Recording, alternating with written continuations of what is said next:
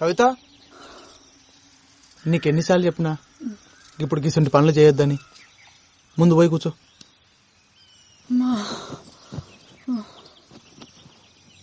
పొద్దంతా ఇంట్లో కూసని యాస్ట్ వస్తుంది. నువ్వేమో దినమంతా నీ పళ్ళ మీద తిరుగుతావు. నేనేం చెయ్యాలి? ఏం చేసినా అది చెయ్యక్ ఇది ముట్టక్ అంటుంటావు. డాక్టర్ అమ్మ ఏం చెప్పిందో యాదుందా? 5వ నెలలో గిసంటి పనులు చేయరాదని చెప్పింది కదా. ఏం కాదులే అయ్యా, డాక్టర్లు అన్నాక గట్లనే చెప్తారు.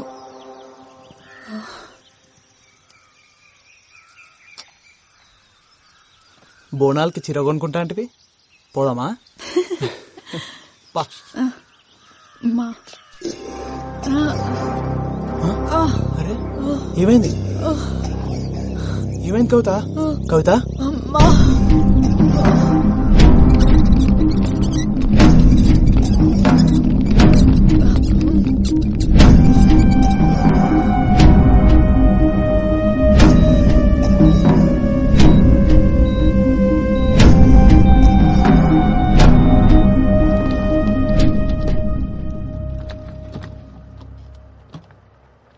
సారీ అండి, మీ అమ్మాయికి మిస్క్యారేజ్ అయింది.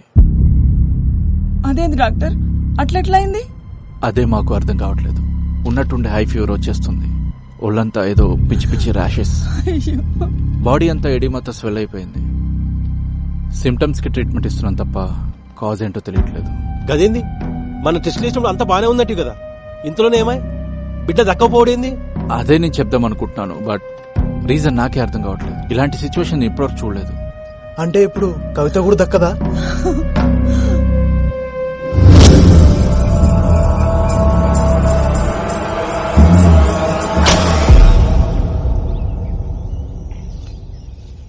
నమ్మశక్యంగా లేదు.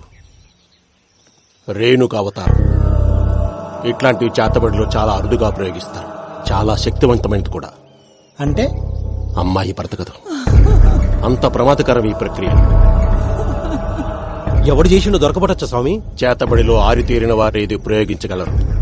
అంత తెలిసినవాడు తనని తాను చీకట్లో ఉంచుకోవడం ఎంత చెప్పు?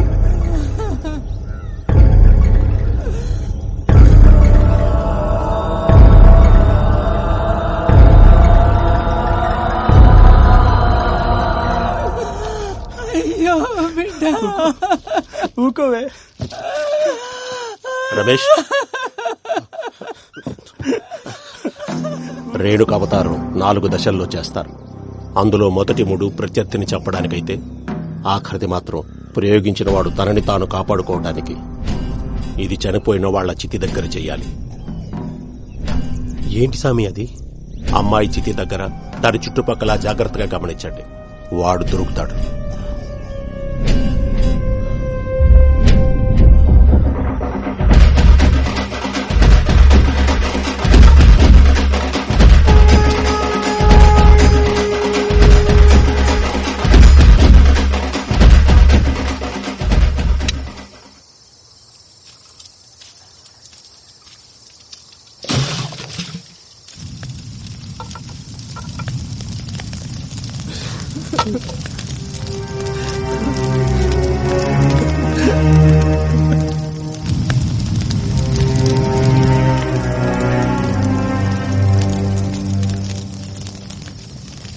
మల్లిగా ఇట్లా రారా.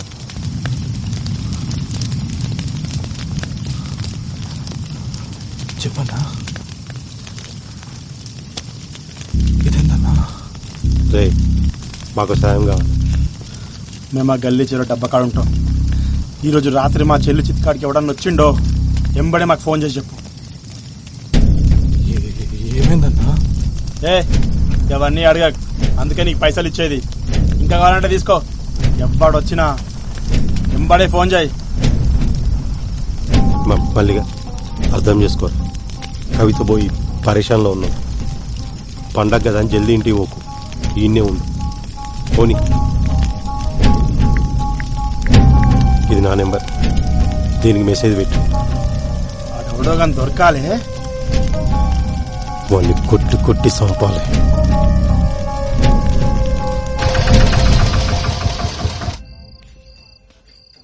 పోరడేడి ఈడనే పోత్రాలు కాని పోయిండు. తిరుగులు ఎక్కువైనా ఆయనకి.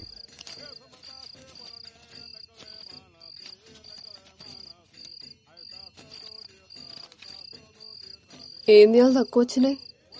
పండగ రోజు ఎవడెక్తాడే? అగనే ఏమైంది? రక్తం వస్తుంది. ఇన్నే పడ్డా. నెమ్మలంగా రావచ్చు కదయ్యా, పండగ పూట దెబ్బలు తింటివి. అసలే దినాలు మంచిగా లేవు. నాకేమైతుందే? నీ మొగుడు హీరో.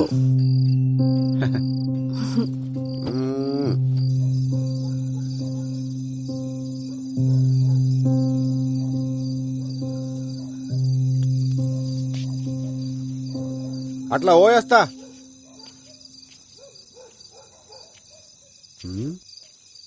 చెప్పులేడున్నాయి, ఏడబెట్టినా అమ్మ బల్జీగానే ఉన్నాయా?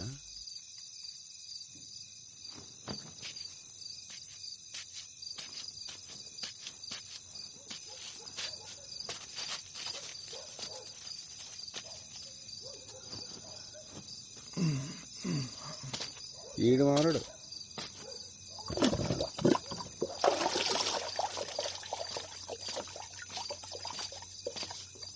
ఇప్పుడు ఎవరిని పట్టేయాలా? ఎవడు దొరుకుతాడు? రే మళ్ళీ ఏం చేస్తున్నావురా? ఏం పండగ పూట కూడా ఇంటికి పోలే? పోతున్నా. ఎవరిది?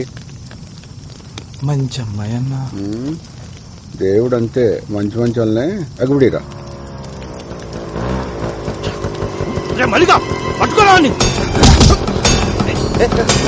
మళ్ళీ ఏం చేస్తున్నావు? ఎవడీడు?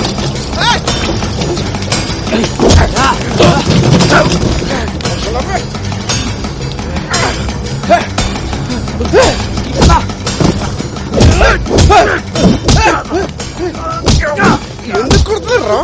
నా చెల్లిని చంపుతావురా?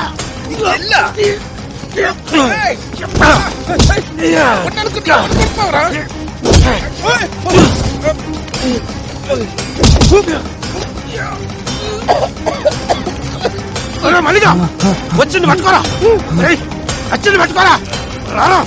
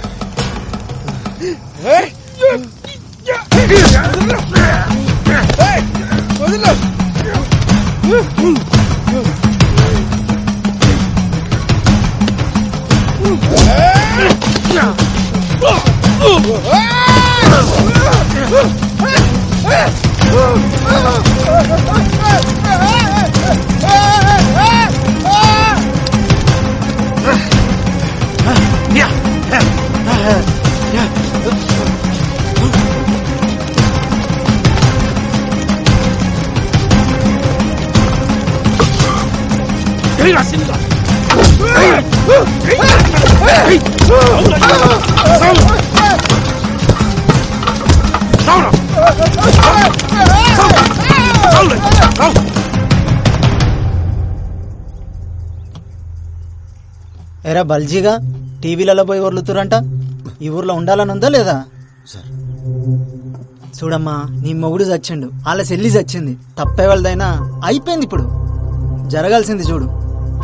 ఇగో పట్టు 50,000 అక్కరకొస్తాయి.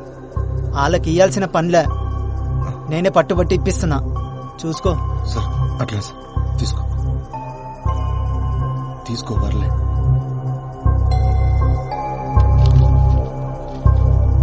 వస్తా సార్.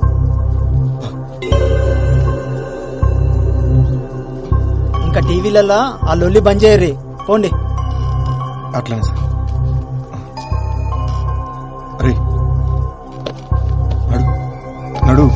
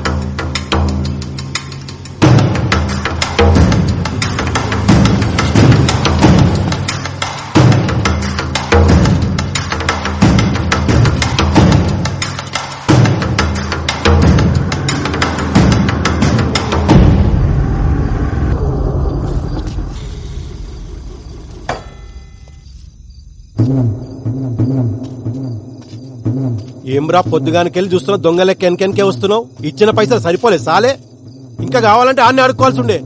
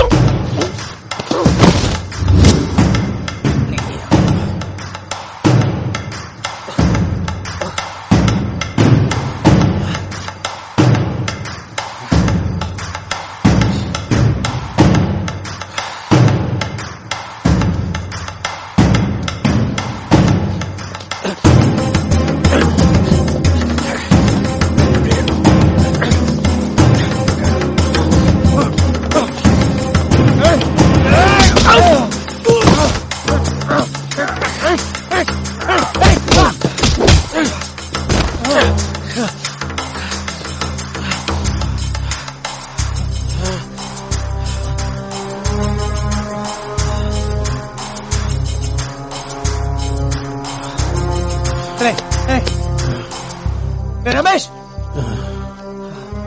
50,000 ఎందుకు ఇచ్చిర్రా? నీ ముఖానికి అదే ఎక్కువ. మా అన్నతోని నీకేం సంబంధం? మా చెల్లి జోలికొస్తే ఊరుకుంటావా? సంపి బొంద పెడతాం. మా అన్న మీ సెల్లి జోలికా? నువ్వు చూసినావా? కనపడకుండా సీకర్లో చంపిండు కదరా, చేతబడి చేసి. చేతబడా? మీ అన్న లెక్క చేతబడి చేసుడు రాక సీదా పోయి మొగోళ్ళ లెక్క చంపినాం. అయినా అర్ధరాత్రి పూట శ్మశానంలో పనేంద్రా మీకు? పిచ్చి నా కొరకల్లారా.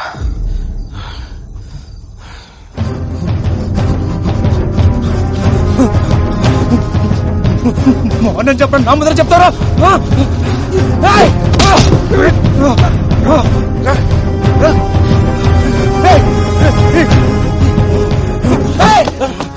మీ ఇష్టానికి మానపడం తీస్తారా? చెప్పరా, మా అన్న చేతిపడి చేసిందని చూసినావా? నీకు తెలుసా?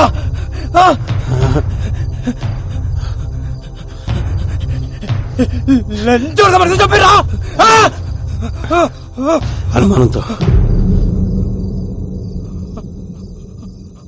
అనుమానంతో సప్పుడు ఇంతరా?